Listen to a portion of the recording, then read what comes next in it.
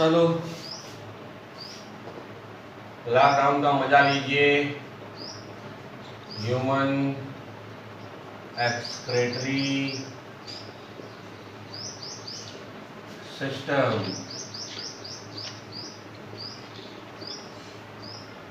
General diagram हम लोग कल के क्लास में लास्ट में बनाए थे, एक बार और बनाते हैं। बीन शेप्ड, दो किडनी, ठीक है। एक बड़ा छोटा हो गया क्या, तो इसको छोटा कर देते हैं थोड़ा सा।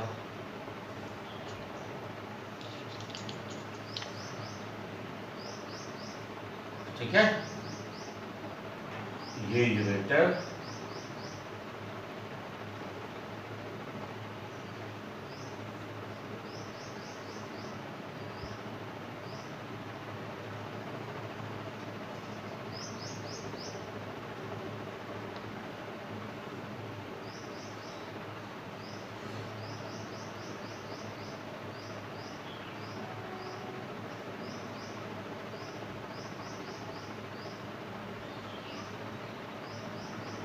ब्लैडर, यूरिनरी ब्लैडर, ये हमारी किडनी हो गई। टू इसमें ब्लड आ गए, ब्लड वेसल्स। अच्छा, जो ले आते हैं उन्हें कहते हैं नेफ्रो आर्टरी, और जो ब्लड ले जाते हैं उन्हें कहते हैं नेफ्रो वेन। ठीक है, और जो ट्यूब ले आती है यूरिन को, इसमें यूरिन है जो फिल्टर हो चुका है ब्लड से, ठीक है, उसे कहते हैं यूरेटर, और जिसमें ला के इकट्ठा करती उसे कहते हैं यूरिनरी ब्लैडर। और जहां से मिक्सचुरेशन होता है, बाहर निकल आता है यूरिन, उसको कहते हैं यूरेथ्रा। ठीक है डियर। अब थोड़ा सा अल्ट्रा स्ट्रक्चर कर लेते हैं इसका। अल्ट्रा स्ट्रक्चर करने का मतलब, चाकू से इसको काट दो आप, चाकू से किडनी को आप काट दो, काट के फिर से जूम करके देखो।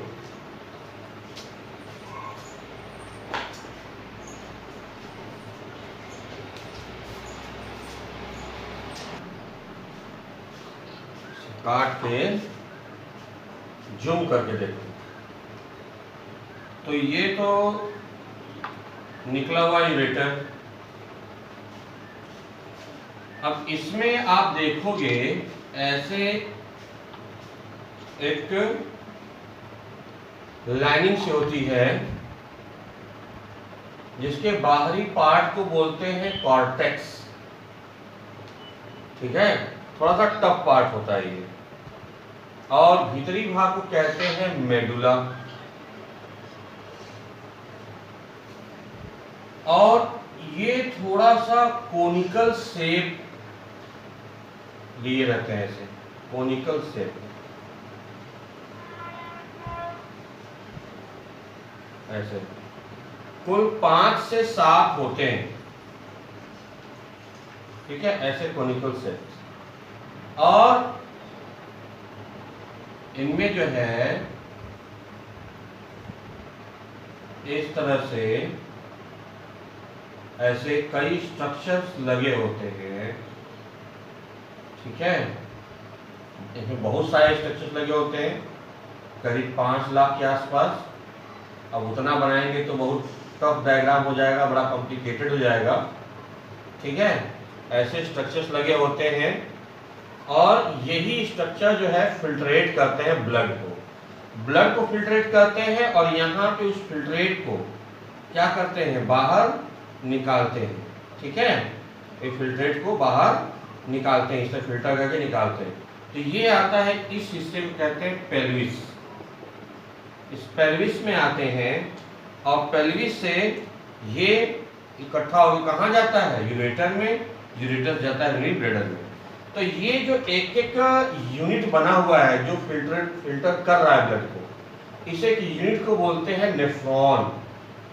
इसे एक यूनिट को क्या बोलते हैं? नेफ्रॉन। तो nephrons is the unit of kidney, ऐसा बोल सकते हैं कि नेफ्रॉन हमारा किडनी का क्या होता है? यूनिट। जैसे एल्वोलाई हमारे यूनिट होते हैं किसके? लंग्स के। एल्वोलाई हमारे यूनिट किसके होते हैं? लंग्स के। उसी तरह ये नेफ्रॉन होते हैं, ये हमारे यूनिट होते हैं किसके? किडनीज के। ये फिल्टर करते हैं। अब और डिटेल समझने के लिए हम लोग को नेफ्रॉन का पूरा अल्ट्रा स्ट्रक्चर देखना होगा। तो इसको थोड़ा सा स्पीड से लेकिन अच्छे से आप डायग्राम बनाएंगे, उसके बाद अल्ट्रा फिल्ट्रेशन पढ़ाएंगे आपको।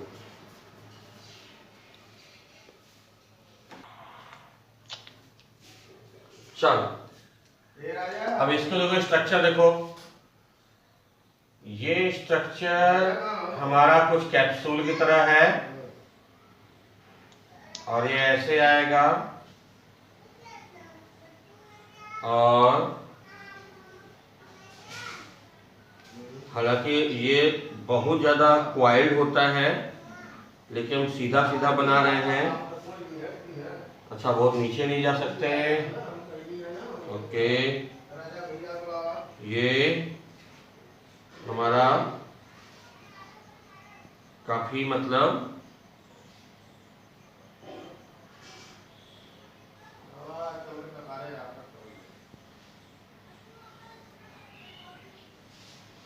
ठीक है, बहुत सारा राउंडेड होता है। हम थोड़ा सा राउंडेड के बना रहे हैं।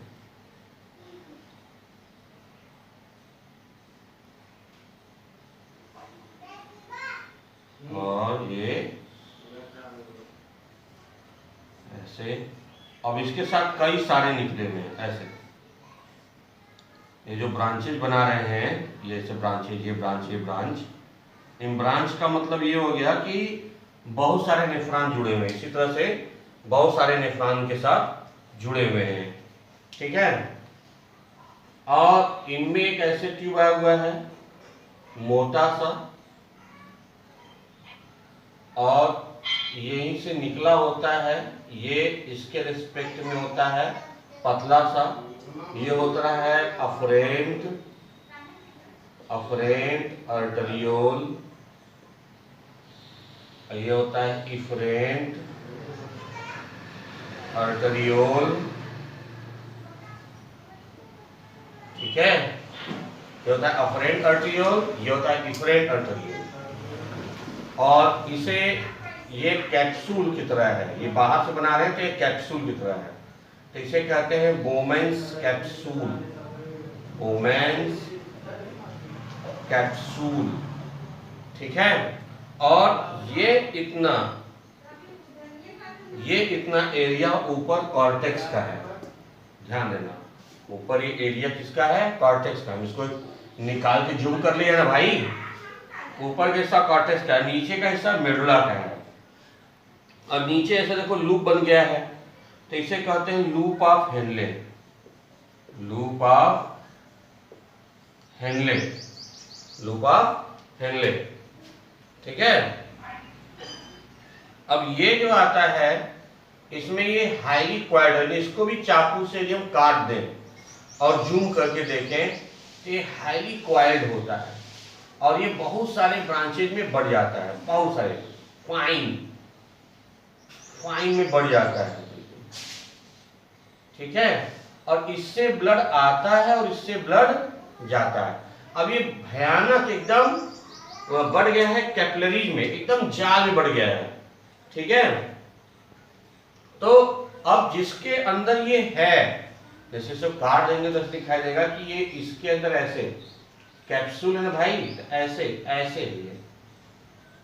ठीक है, तो इसको ये कैप्सूल मतलब होता है किसी खोल में किसी भी चीज का भरा रहना।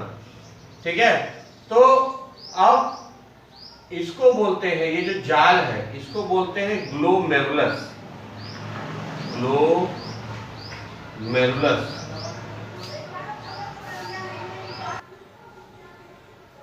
इसको बोलते हैं ग्लोमेरुलस, इस जाल को। और इस जो ब्लू कलर से पूरा वॉल है, इसको बोलते हैं मेल्पिगियन बॉडी। मेल्पिगियन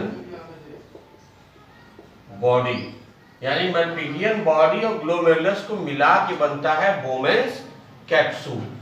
ठीक है, अब ये इतना अधिक जाल है। अब ऐसे समझो बच्चा कि एक पंप के पाइप, एक मोटे पाइप से सॉकेट के थ्रू हम एक पतला पाइप जोड़ दें, तो सबसे अधिक प्रेशर तो सॉकेट पे होगा, क्योंकि पतले से तो अधिक पानी आ रहा है, और सॉरी मोटे से अधिक पानी आ रहा है और पतले से कम पानी जा पा रहा है। कहीं मोटे से तो ब्लड आ रहा है लेकिन पतले से जा रहा है, तो बहुत ज्यादा प्रेशर बन जाएगा ना ग्लोमेरुलस पे।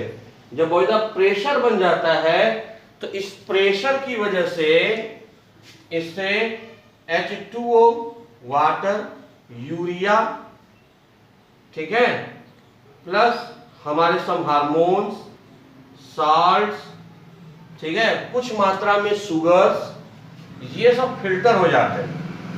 फिल्टर होने के बाद ये आता है, अब इस ट्यूब को बोलते हैं कलेक्टिंग डक्ट। Collecting duct. अब एक मिनट समझना, ये जो एफरेंट वाला ब्लड वेसल्स है ये ऐसे मुड़ के आता है और इसके चारों तरफ, किसके, बोमेन्स कैप्सूल के चारों तरफ लिपटा रहता है, एकदम लिपटा रहता है। क्यों? क्योंकि बहुत ज्यादा प्रेशर की वजह से बहुत हाई मात्रा में वाटर चला आता है और ज्यादा मात्रा में थोड़ा साल्ट भी चले जाते हैं। तब यहाँ पे ये क्या करता है, एफरेंट ब्लड गाढ़ा हो जाता है, तब ये क्या करता है, यहाँ से वाटर का और कभी कभी किसी कंडीशन में सॉल्ट का रीएब्जॉर्प्शन करता है। रीएब्जॉर्प्शन ऑफ वाटर, वाटर का रीएब्जॉर्प्शन करता है, यानी दोबारा क्या करता है, अवशोषित करता है, ताकि गाढ़े जो ब्लड को वो और हल्का कर सके। ठीक है, इस गाढ़े ब्लड को हल्का कर सके, और जो पानी की कमी हो गई ब्लड में उसको भी मेंटेन कर सके, और जो यूरिन है इसमें जो पानी की ज्यादा मात्रा हो गई है उसको भी क्या करे, कम कर सके। अब यहां से बूंद बूंद करके ये हमारा यूरिन इकट्ठा होता है कहाँ, कलेक्टिंग डक्ट में। ठीक है, अब ये कलेक्टिंग डक्ट में इकट्ठा हो जाता है, फिर यहाँ से बूंद बूंद करके कहाँ गिरता है, ये कलेक्टिंग डक्ट से पेल्विस में, पेल्विस में गिर करके पेल्विस से क्या होता है, बूंद बूंद करके कहाँ जाता है, यूरेटर में, और यूरेटर से कहाँ जाता है, ब्लैडर में। तो ब्लैडर की बात बाद में, अच्छे से इसको बनाइए, काफी अच्छा स्ट्रक्चर होता है ये, ध्यान से बनाइए नेफ्रॉन को।